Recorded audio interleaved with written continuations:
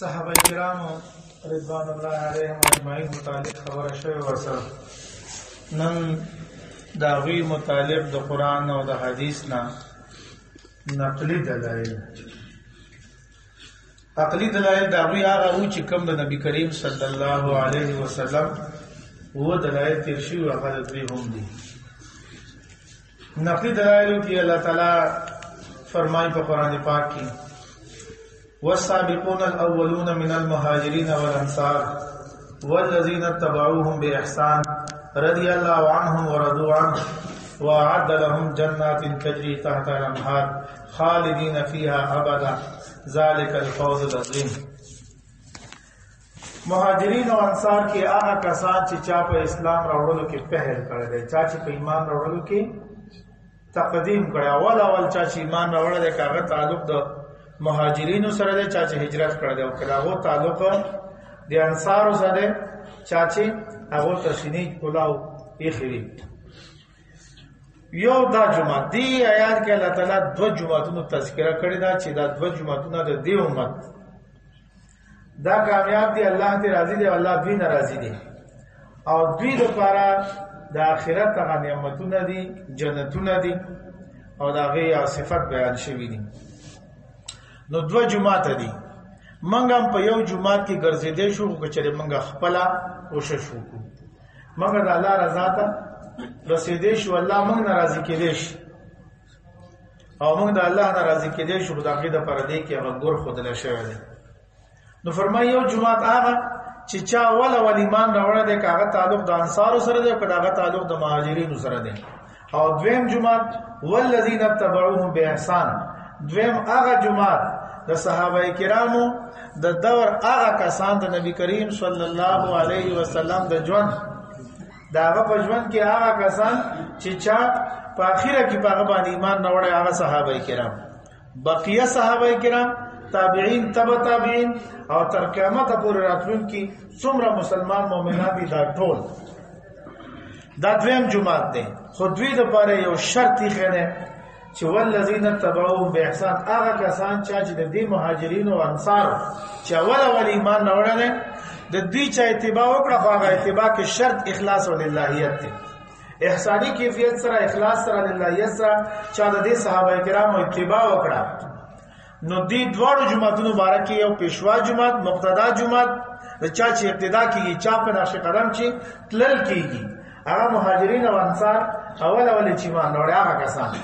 او دویم جمعات هغه ابتدا کون کی مقتدیان دی، هغه منګ او تاسو او دا رنګ موږ نه مخکې ورسو څومره کسان چې دي صحابه کرامو دا هغه د دور نه راوخله. نو دوی لپاره شرط دا دی چې اخلاص او محض د الله رضا لپاره دغه صحابه کرامو اتباع کی. نو الله تعالی فرمایي رضی الله عنهم ورضوا عنه، الله دوی ناراضي دي او دوی د الله ناراضي دي. وعد لهم جنات تجري تحت الانهار، الله دوی لپاره باغونه تیار کړی دي چې دا غیر لاندې به ولی بهيږي، خالدین فیها ابدا، په دې کې به همیشه دوی اوسېږي. دا باغونه دغه نعمتونه به دوی اخوا دي خانش.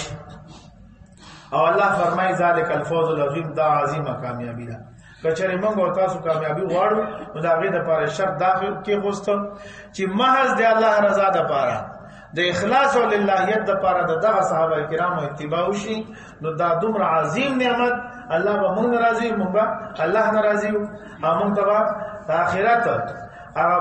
عظیم خوشاله د جنت په صورت کې، د باغچو په صورت کې او موږ تاسو ته هغه ملاويږي. او الله تخپل فرمایي چې دا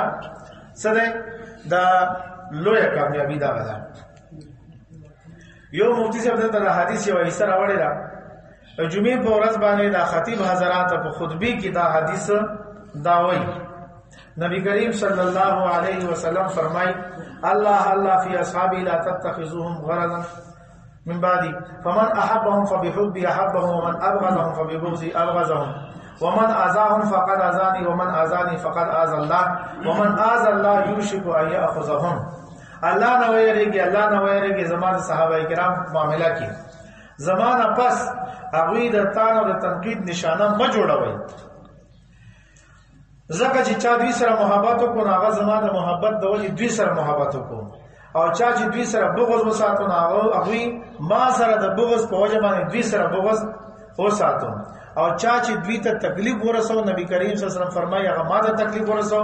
او چا چې ما ته تکلیف ورسو هغه الله ته تکلیف ورسو او چا چې الله ته تکلیف ورسو ان قریب الله تعالی به دوی په عذاب کې گرفتار کړي.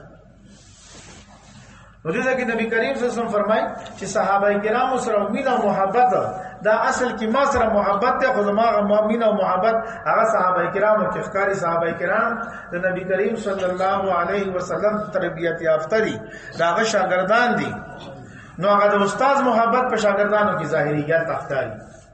او چا چې دوی سره بغض او نفرت او ګناه حقیقت کې پیغمبر صلی الله علیه وسلم فرمایي چې ما سره بغض او نفرت دي خو براه راست په نبی کریم صلی الله علیه وسلم وارد شي کول صحابه کرام باندې دا په شاګردانو باندې وارد دي. نو علی پیغمبر اسلام سره بغض او نفرت هغه صحابه کرامو کې ښکاری او حضرت مفتی سے فرمایلی وای چې د وخت پیغمبر سره مینه او محبت دا عین ایمان دی او د وخت پیغمبر سره بغض او نفرت دا عین کفر دی. نبی کریم صلی الله علیه وسلم سره مینه او محبت دا ایمان دی. د ایمان درې جزونه ذکر شو ان شاء الله بیا براشي. او د وخت پیغمبر داغه اولین شاګردان چې کوم دي داغه خپل شاګردان داغه سره محبت د ایمان دلیل دی. نو نبی کریم صلی الله علیه وسلم داغه شاګردان صحابه کرام دي. صحابه کرام سره مینه او محبت د ایمان دلیل دی. دا د دې خبره دلیل دی چې دې سړي په زړه کې محبت ده دې سړي په زړه کې ایمان ده او هغه ایمان تقاضا دغه د پیغمبر د شاګردانو سره مینه او محبت وساتي. او د وخت د پیغمبر د شاګردانو سره بغض او نفرت د صحابه کرامو سره بغض او نفرت دا د کفر دلیل دی. دا د دې خبره غمازی کوي چې دې سړی په ځل کې دنه کفر کوي. دا وی په وجه باندې د نبی کریم صلی الله علیه وسلم د شاګردانو سره د بغض او نفرت دی. حضرت عبداللہ بن عمر رضی اللہ عنہ روایت ہے کہ رسول اللہ صلی اللہ علیہ وسلم فرمائے اذا رأيتم الذين يسبوا اصحابي فقولوا لعنت الله على شركم. فرمائے کہ نبی کریم صلی اللہ علیہ وسلم فرمائے چې کله تاسو داسې کسان وګورئ په داسې کسانو تیر شي داسې کسان وګورئ چې هغه زما صحابه کرامو ته بد وایي نو تاسو هغه ته ووایئ چې تاسو په دې شر باندې دی لعنت وي. فقولوا امر صيغه امر وجوب د پر راځي. نو نبی کریم صلی الله علیه وسلم د دې وینا مطلب دا جوړیږي چې کله داسې شریر خلق وي د امت چې هغه زمونږ د امت اصل سرمایه زمونږ د امت گواهان هغه په څه خبره کې بدرد وای نو بیا زمونږ فریضه جوړیږي چې مونږ هغه ته سو وایو چې تاسو په دې شر باندې لعنت وي. دا صحابه کرامو په څه بد ویل دا شر دی او په دې شر باندې دی الله تعالی لعنت وي. دا خلق دی د الله تعالی د دایمي رحمت نه لري دي. دا خلق د رحمت قابل نه دي چې څوک صحابه کرامو په څه بد راځي. دا رنګ یو روایت کې راغلی دی نبی کریم صلی الله علیه وسلم فرمایي چې چا زما صحابه کرام ته بد رات څوک وای هغه باندې د الله د فرشتو او د ټولو خلقو لعنت وي. الله بالفعل خلق د رحمت نه لري کوي. فرشتي دعا کوي چې یا الله دا خلق د خپل رحمت کامله نه لري. دا د رحمت قابل د مهرباني قابل خلق نه دي. فرشتہ دغه دعا اول خو الله تعالی خپل د رحمت نه لري ساتي. بیا فرشتہ دعا کوي چې الله دا د خپل رحمت نه لري او انسانيت داغه تقاضا ده چې انسانيت په زبان حال او مؤمن بنده په جبه باندې وای چې الله دا خبيث خلق د خپل رحمت نه لري. وسوره دی خبره ده. یو حدیث کې راغلی دی نبی کریم صلی الله علیه وسلم فرمایي چې زما د امت بدترین خلق هغه دي. خرابترین او بدترین خلق زما د امت هغه دي چې هغه زما د صحابه کرامو په باره کې جریوي بېبا کوي خلی کنټرول کې نه وي او صحابه کرام متعلق چې په زړه کې راځي په خله باندې راولي هر خبره د خلینو د وستو خو نه وي. نو دا د امت بدترین خلق دي. نبی کریم صلی الله علیه وسلم د دنیا نه د پردې کول وخت قریب دی. بیمار دی صحابه کرام ترا راغلي دي وسره ناس دي نو صحابه کرام ابو عرض کړه د حضرت عبدالرحمن ابن عوف رضی الله عنه عشره مبشره کې د داسې دوی صحابي دی هغه فرمایي چې موږ نبی کریم صلی الله علیه وسلم ته عرض وکړو چې الله رسول موږ ته وصیت وکړه موږ ته نصیحت وکړه یو بهترینه خبره موږ ته وکړه چې کله سړی په سفر باندې ځي او یا په دایمي سفر مرګ وته راشي نو دې بیا د په دې باندې چې ټولو نه کم اهمه خبره وي هغه کوي ټولو نه د په دې چې غټه خبره وي اهمه خبره وي هغه کوي نو نبی کریم صلی الله علیه وسلم ته درخواست شوه چې موږ ته نصیحت وکړه موږ ته واعظ وکړه آخري خبره موږ ته وکړه مزیداره نو نبی کریم صلی الله علیه وسلم ورته فرمایي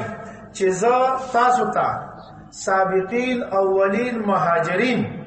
او د هغو د بچیو په باره کې د ښه سلوک نصیحت کومه وصیت درته کومه چې تاسو هغه کسان چې اول ایمان راوړی دی او بیا د خپل ایمان حفاظت او د دین مزید د مخکې تللو دپاره د کافرانو دغه تکلیفاتو نه به تنګ شو هغه برداشت کړو بیا حکم ته وشو چې هجرت وکړي دومره عظیم کار یې کړی چې د دین دپاره خپل کلی وطن کورونه پریخي خپل ځمکې پریخي دي هغه عظیم خلق او د هغوی بچي د هغو په باره کې تاسو ته د ښه سلوک وصیت کومه که چېرې تاسو داسې ونه کړی شئ که تاسو نه د هغو ښه سلوک ونه شي هغو سره نو ستاسو فرض او نوافل دواړه به قبول نه وي فرض او نفل د چا نه قبلېږي د کافر مطلب دا چې صحابي د هغه بېادبي کېدلو سره بیا دې حدیث کې چې کوم صحابه کرام تذکره رااله مهاجرین اول هجرت کوونکي خلک ایمان راوړونکي خلک او د هغو بچي هغو سره که ښه سلوک ونه شي نو بیا سړی د ایمان نه خالی شي لہذا دی به فرض کوي قبلېږي به نه فرض زکات به ورکوي قبلېږي به نه فرض مونځ به کوي قبلېږي به نه فرض روژه به لري او قبلېږي به نه نفل منځونه نفل صدقې او نفل روژې دا به لري خو قبلېږي به نه څومره عظیمه خبره ده چې صحابه کرامو د هغو سره ښه سلوک نه کېدل یعنې هغو کې نقص راایستل په هغو باندې تنقید کول دا خبرې کول صحابه کرامو او دا وګوره صحابي دی او په هغه چې کوم دی نو سنسار شوی دی دا صحابي دی او په هغه کوړې ولیدلي دی او دا دی واغړي بیا وایي زموږ په شان خلک دي و د الله بندګانو دې انداز سره د صحابه کرامو تذکره نه ده صحابه کرامو تذکره په دې انداز په موږ باندې د هغو احسان دی دا خو د هغو احسان دی چې الله تعالی په هغو کې دغه رنګې دا خبره پیدا شوه او د هغې په وجه باندې سزا جاری شو د دین تکمیل وشو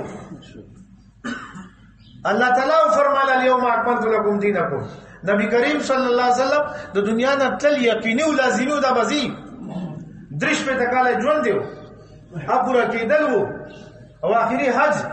او پاره کې الله تعالی دا آیات نازل کو چې د دین تکمیل وشو دین کې سزاګانې دین کې حدود احکامات اخلاق اعمال فرایض واجبات حرام شیزونه دغه حرمت دا هر څه مکمل شو د دین تکمیل وشو د نبی کریم صلی الله علیه وسلم پیغمبر دی بل پیغمبر ناراضي د نبوت سلسله دایمي تور باندې بنديږي نو د دین د تکمیل لپاره دا ضروري و چې د پیغمبر اسلام په ژوند کې دا څه شوی وي زه ته د خپل استاد باره کې د خپل پلار مطالب د خپل مرشد او پیر مطالب موږ ځین کې دا راتلی شي چې را نعوذ بالله دې راځي بد کار کوي نه د نن سبا زمانه زما استاد زه دغه باره کې ما ځین کې دا خبره نه راځي او به نعوذ بالله د پاکیزه تور د نبی کریم صلی الله علیه وسلم تور چې هغه د چا تربیت کړی هغه د چا اخلاق درست کړی دي هغه د چا اعمال درست کړی دي هغه د چا عقاید درست کړی دي دا هغه سړي په باره کې به موږ په ذهن کې به داسې خبرې راځي نو دا د امت باندې دغه احسان دی او د دین د تکمیل لپاره د شراب سزا لازمي و د زنا سزا لازمي و کاغه واده کړی وي کاغه واده نه وی کړی دغه لپاره سزا لازمي و تهمت ولګي دغه لپاره سزا لازمي و دا ټول شیزونه غلاو کې دغه لپاره سزا لازمي و د دین تکمیل دین حصہ نه سزاګانی دا په هغه زمانه کې دا سره اتل دا لازمي و او نبی کریم صلی الله علیه وسلم فرمان ته وګورئ چې یو صحابي چې کله سزا اثر ساکی کې او داغه باندې کانه لګي او داغه وینه راځي په بل کس لګي بدرد وای نبی کریم صلی الله علیه وسلم فرمایي چې نه د ته بدرد مو وای د داسې توبه استلې ده چې په دې کلی کې مکمل مدینه کې څومره خلک دي کله د توبه خالص د ایوازي توبه دا په ټولو خلکو تقسیم شي ټول والله وبخي سبحان الله به داس خلکو باره کې موږ خبرې کوو دا خو د دین د پوره کېدو لپاره دا شی نه لازمي وو مفتی صاحب فرمایلی وی چې کچره په هغه زمانہ کې د غلا سزا نه جاری شوه نو قران کې وایي چې فقط وې دي او مدوی لاسونه کټ کړي اوس لاس د دې بوتو سر نه والا تر دې ترخه پورې دا ټول لاس دی اوس کوم ځای کې کټ کړ بیا خو تم مجتهد یو زم مجتهد یو ما په ځین کې خبر راځي د بل په ځین کې خبر راځي زبا یو وې مطلب بل وای د دې له بټو کا جوړ شي څوک به وای دځه کې لاس کټ کا څوک وای دځه کټ کا څوک وای دځه کټ کا څوک وای ګوتې دې کټ کا بس لاس ختم پس شي به جمع کېږي دا سزا د پیغمبر صاحب په زمانہ کې ضروری و چاته سخت سزا چاته دغه نه کم سزا و د ګړي د څنګه سزا زناو غیر و د ګړي د څنګه سزا تا ټول شي نه لازمي وو د پیغمبر صاحب په ژوند کې لازمي وو نو ته دا وی زمونږ او تاسو باندې احسان دې مونږ په داسې انداز کې بیانو داسې نه چې مونږ دغه د دې شنو مجموع جوړو کو امت ته پیش کو چلو پر ادا د پیغمبر صحابه کرام یو داسې نعوذ بالله داسې مونږ بالکل نه کو مونږ خله دا وی د تنقید او تنقیس ته مکمل پاک ساتو دا وو به همیشه ذکر خیر کوو بهرحال هغه کتابونه چې په کوم کې د صحابه کرام متعلق دغه واقعات راغلي دي مفتی صاحب کتاب د ایمان صفات هغه کې ایمان واقعات هم شته هغه کې د پیغمبر صاحب واقعات د صحابه کرام واقعات زمونږ د اسلاف واقعات هغه راغلي دي نو د صحابه کرامو محبت مطلوب دي او محبت به څنګه پیدا کیږي چې دغه واقعات او حالات وګورو نو دغه واقعات او حالات دا کتل دلا دغه متوازن لپاره ضروری دي چې هغه سره مینه پیدا شي نو هغه لپاره دا کتاب د فضائل صحابه د حکایت صحابه د وغیرہ وغیرہ مختلف کتابونه دي اردو کې شته عربی کې شته پښتو ترجمه شوی دي نو دغه رنګ کتابونو لوستل چې موږ هغه تاسو لپاره هغه ضروری دي یو موضوع بل په دې کې نن په دې موضوع کې یو بل عنوان هغه صحابه کرام او فضیلت په عام امت باندې چا چې یو ځل د نبی کریم صلی الله علیه وسلم صحبت اختیار کړی دی زیارت یې شوی دی دغه په مجلس کې ناس دی ایمان یې راوړی دی او بیا په هغه ایمان باندې د دنیا نه جدا شوی دی د سړي قدر او قیمت څومره دی دا د امت لپاره څومره قیمتي شخصیت جوړ شوی دی دا بیا اندازه محض د نبی کریم صلی الله علیه وسلم د حدیث دی او ټوکړې نه خدا خبره چې باغو کې د دومره عظیم قیمت څنګه راغلی دی دې وجه سره نو مفتی صاحب لیکلی دي چې دا د نبی کریم صلی الله علیه وسلم د مبارک او خیستاو منورو د نبوت د سترګو اثر دی چې کله یو سړی وسره هغه طلب سره راغی او هغه په مجلس کې کېناست او ورته وی لازم مخه دا کچاله ما مسلمانانو ما د ایمان ما د کلمه راوخه او کلمو د پیغمبر اسلام ویل او بیا په هغه کلمې باندې د دنیا نه جدا شو تر مرګ پورې باغې باندې قائم او دائم پاتې شو نو د هغه سړي قدر او قیمت څومره دی نبی کریم صلی الله علیه وسلم فرمایي لا تسبوا اصحابي فلو ان احدكم انفق مثل احد ذهبا ما بلغ مد احدهم ولا نصفه زما صحابه کرامو ته بدرت موای زکه چې په تاسو کې اوکاس د احد د غرومره سونه د الله په لار کې خرج کی هغه زما د صحابه کرامو سیر او نیم سیر ته نه رسي دا موازنه وسوته نسبت د یو ریاضیدان د پاره د یو پوهه سړی د پاره بلکې څومره پوهه ریاضیدان خلک دی هغه د راجمه شو دا نسبت دی وباسي د چاپلاري نشریسته چې کوم نسبت دی دا کوم نسبت دی چې یو د پیغمبر علی السلام شاګرد هغه سیر یا نیم سیر هغه د الله تعالی په لار کې خرج کړي او دا وینه پس بیا تر لګه د هود د غرومره د غر وزن چا کړی دی څوک یې کولای شي همغه مشاهده خدای غروي دا وینه دا چا مې را لرګي خلک راتی کی تر لرګوي او بس هغه مې دا کوي دا وینه آبادی جوړیږي کلی جوړ شي خو د غر اله یو ګټو کړی شي مدته تیر شي نو غر چا ختم کړي د غر وزن کوزه څومره دی پس مګه کې پاس څومره دی بیا د هود غر نو روستو امت چې کوم نه هغه د اوهد د غره برابر دا سره زر دا الله په لار کې خرج کی هغه د یو صحابي نیم کیلو او کیلو ته نه رسیږي دا د صحابه کرامو هغه قدر او قیمت دی او وجه سوا وجه د نبی کریم صلی الله علیه وسلم صحبت دی داغه مجلس دی داغه په مجلس کې ناس تا دا دومره عظیم قیمت لري چې سړی په کې ناستو 15 منټو ته راغی ایمان راوړو پیغمبر صلی الله علیه وسلم ناستو بیا تل خپل کلی ته دوباره موقع نه ملاو شوی چې نبی کریم صلی الله علیه وسلم په ژوند کې بیا د تشریف راوړوي دا موقع بیا نه ملاو شوی داغه دومره قدر او قیمت دی چې ستاسو د غره برابر سونه او داغه سیر او نیم سیر بلکې بیا دې مغه زیاته ده بل یو عنوان مفتی صاحب لیکل چې صحابه کرامو فضیلت په یو بل باندې د عام امت باره کې وې دا فضیلت دی خو په خپل منځ کې دغه فضایل شته درجات دي د نبوت منصب دی هغه کې درجات دي د نبی کریم صلی الله علیه وسلم درجه ټول اوچته ده امام الانبیاء دی ټول مخلوق سردار دی د الله تعالی حبیب دی هغه درجه ټول اوچته ده او بیا ورپسې دغه رنګ راځه درجات دي جنت کې درجات دي ټول نه لوی درجه هغه د نبی کریم صلی الله علیه وسلم د فردوس جنت کې په منځ کې ټولونه بهترین ځای اب الله تعالی نبی کریم صلی الله علیه وسلم تور کوي او یو ادنا جنت دی چې هغه جلک باندې نبی کریم صلی الله علیه وسلم خدای په حدیثو کې چې د دنیا په لسب هغه تور کولې کېږي په جنت کې ځای دا ټول نه روس جنت ته ټول نه کم درجه د جنتی دی او یو کتاب کې یو عالم لیکلی دی چې او یا زره پلیټونو کې بدت الله تعالی خوراک دي چې کله ټول جنتیان هغه را جمع وي او نبی کریم صلی الله علیه وسلم په اخري کې راځي اول العزم انبیاء دې ګیر چا پیرا لوی فرشتي دې ګیر چا پیرا او داغه په مز کې به تشریف راوړي او شان یو مزيب وي او هر سړی به د خپل شان مطابق هغه د پر الله تعالی د ناس ځای جوړ کړی وي ټول نه کم چې کم دین هغه د مشکو نمبر داوي هغه غونډای باندې ناس وي نو هغه وخت کې به الله تعالی دا کم جنتی د پر پاویا زره پلیټونو کې خوراک دي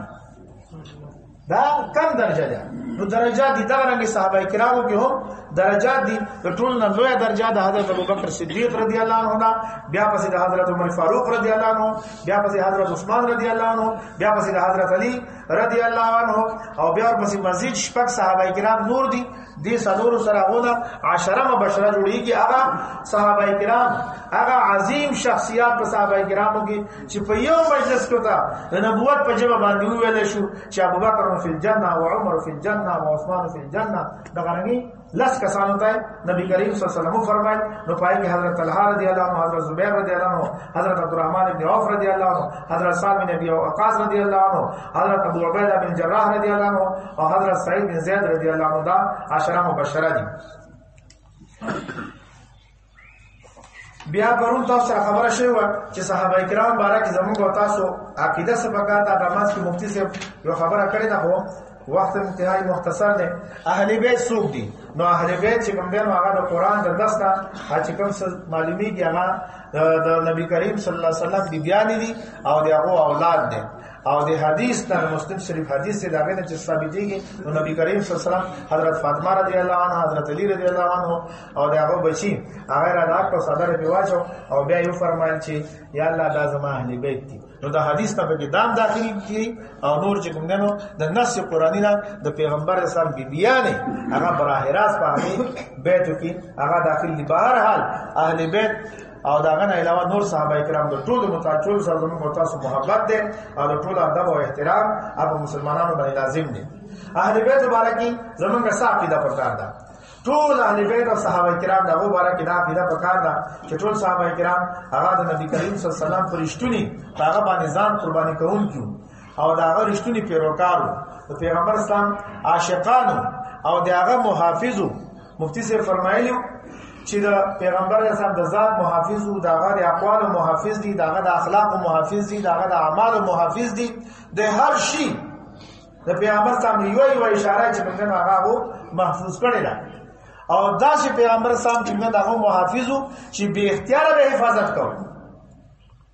غش رازو پلاس اخلا غش رازو پلاس اخلا لاس شل شي نبی کریم صلی الله علیه وسلم هغه طرف د مخ کړه دی چې به نبی مرانه ونشي او ځان نه ډال جوړ کړی دی د الله رسوله ته مخ ته زوالانم چې سره دي چې په ما باندې لګي. نبی کریم صلی الله علیه وسلم په دغه کې د ولی باندې سر چته یو میدان کارزار ګوري چې څنګه مقابله شروع د حالات دي او صحابي وته وی چې پتا دي ما مور او پلار قربان شي سر موجه او حبيبه سر موجه ته داسې نه چې غشه شرا شو تا زخمینه کی نهر دون نهر کا پیغمبر ما سینشتا ستا سینې ته ډال دا په ما دی لګي چې پتا باندې ونه لګي. دنیا مثال نشي پیش کولای دا رنګي چې داسې چا سره محبت شوی خپل ځانونه قرباني کوي هغه خلک نن سبا په هغه پسې خلک خبرې کوي. نو بهرحال صحابه کرام هغه معیار حق دي هغه ټول عادلان دي هغه معتمد دي زمون په هغه باندې اعتماد دي مونږ ته چې منځونه راړسولې دي مونږ ته زکات راړسولې دي مونږ ته عقاید راړسولې دي چې څه د پیغمبر سامنے ذکر دي هغه مو ته راړسولې دي زمون په هغه باندې اعتماد دي دا زمون د دینو گواهان دي څوک چې دا دغدار کوي مونږ نه شو برداشت کولای. دویمه خبره اداو حکومت کې کدا څه اگر هغه وی خپل کې سره نشافي وغیرہ راغلي دي نو دا غي بنیاد د اخلاص او الہیات تعصب بنیاد نو قومیت بنیاد نو لکه موږ په تعصب او قومیت پوجا دیو بل سره جګړې کو داسې نه وکاو. دا رنګ دویمه خبره مفتی صاحب لیکلي دا چې کوم صاحب خلق په صحابه کرام باندې تنقید کوي یا تنقیس کوي پاغو باندې ظلم خیانت او د دروغ الزام لګوي نو دا زموږ د دین گواه دغدار کوي او دا ټول الزامات دی بنیاد دي غلط دي دا موږ نشو قبولولای. صحابه درېمه خبره صحابه کرامو داغه دنیاوی اغراضونه پاک کېدل مخلص متقی پرهیزګار کېدل په یو بل مهربانه کېدل رحما وبینهم قران فرمایلی دي د کفر او شرک او ګناهونو متنافره کېدل رښتونی او ایماندار کېدل او امانتدار کېدل دا د قران د واضح آیتونو ثابت دي. لہذا تاریخي واقعیا کفایي کې خلل چې هغه موږ قبلو. دا اوس په منځ کې اختلاف راغلی دی جنگ شوی دی دوه جنگونه شوي تقریبا 90,000 پورې کسان شهیدان شوي دي هغې کې زما ستا نظریه څه پکار ده. نو اوله خبره دا ده چې د هغو د اختلاف په اخلاص او للهیت باندې مبني و په تعصب او خواهشات النفس باندې مبني دا نه نفس پرستۍ باندې مبني نه یو خبره. دویمه دا چې د هغې اکثره حصه تاریخ کې راغلی ده او تاریخ د رښتیا او د دروغو مجموعې په هغې باندې موږ یقین نشو کولی. او دریمه خبره ده چې دا اختلاف چې کومه اکثره حصہ ده چې تواتر او یقین سره راغلی ده چې جنگونه شوي دي جنگ جمل او صفین په یو کې حضرت عائشہ صدیقہ رضی الله عنها یو طرف ته مشره ده او بل طرف ته حضرت علی کرم الله وجهه ده په بل کې حضرت امیر معاویه یو سر ته بل سر ته حضرت علی رحم کمان کوي جنگ شوی ده او 90,000 تعداد رسی په اول کې 70,000 په دویم کې تقریبا 70 نه زیات دا کسان شهیدان شوي دي. نو دا موږ منو چې شوي داسي خودی کی څوک په حق او څوک نه حق او دا فیصله زوته نشو کولای. دواړه په حق یو ډیر زیات په حق یو دا نه کم حق لیکن دواړه په حق دي. یو دا غوښته چې اول خلافت قائم شي بیا به خلکو سره ګورو چې چا حضرت عثمان رضی الله عنه شهید کړی دی او بل وایي چې نه اول بدلا واخله وروسته به خلافت سره ګورو او دې کې موږ تاسو فیصله ونه نشو کولای. مفتی صاحب دې باره کې څو خبرې لیکلې دي. اوله خبره خدا ده چې دا صحابه کرام دي او صحابه کرامو کې دا فیصله کول او یو ته باطل ویل د خپل ایمان ځای کول دي. لہذا دې کې بيدبی ده او داغه د بيدبی نه منګه منی شوی لہذا دې کې موږ فیصله نشو کولای. دویمه خبره حضرت عمر بن عبدالعزيز او عظیم شخصیت تیر شوی دغه نه چاته پوښتنه کو نو هغه ډېر عجیب جواب ورکړ. ته پوښتنه بده وکړو چې څه فیصله وکړ دا نو هغه دوی چې دا داسې شخصیت وو چې الله تعالی د دې دوینو نه زمونږ توري بچ کړی دي او موږ خپل جبه هم داونه بچ کو. مطلب دا چې په هغه زمانہ کې کومنګ خو یو طرف ته بشي وي کنه نو کومنګ اوس ژوندۍ او بچو نو موږ نه خو به د صحابي وینه توشي نو الله تعالی موږ باندې فضل وکړ هغه وینه تویلو موږ بچ کړی نو موږ به خپل جبه کنټرول کې ساتو. دا هغه شخصیت دی